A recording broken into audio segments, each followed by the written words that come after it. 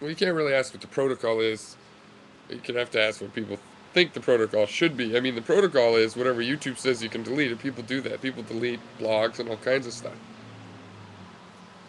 Now, I don't really know what the drama was in the diaries you're going to delete, so as a practical matter, possibly exceptions to rules, whatever, you might have reason to delete it. I'm not saying, because to me, I would have to look at that conversation. But in general, why, and if you do have to delete it, then what is the reason? What's the possible reason? You're trying to redact your remarks? I mean, the traditional way to redact your remarks is to not to hide them, but to say, I changed my mind. And if you literally mark it out like in a paper that's being corrected, you can strike it out. I mean, in an academic environment, should a researcher be able to unpublish their results especially after other people have relied on them?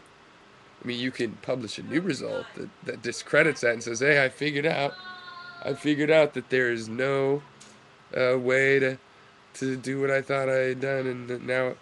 But you don't actually erase. It's like, well, that was a mistake now, and you record it by later saying. Now you might argue we're not academics, but that's why we don't have academia to do this sort of thing. So basically, you could delete videos if you want, um, but I think if you do that, you lower the quality, the intellectual. I mean, the intellectual honesty, and then by committing things, it's an important part of the public debate. You are allowed to change your mind. You are allowed to say, "Ooh, I made a mistake."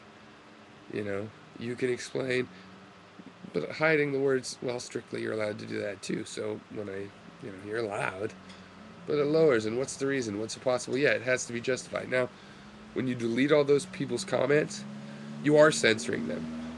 If you could leave those comments up, you might make an argument you're not censoring them, except for you've taken away the context to which those comments make sense. This is why there's a commitment. Why do you want to delete?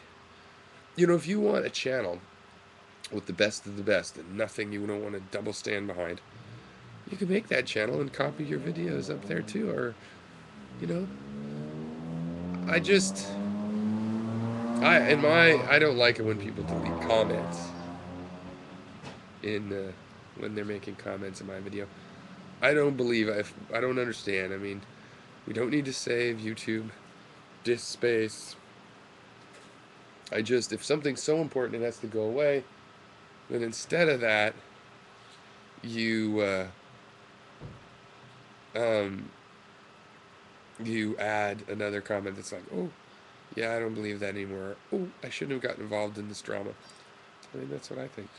Now, something can be so terrible. It's like, well, the principles don't apply. This thing's so foul. I just don't want it. It's an abomination.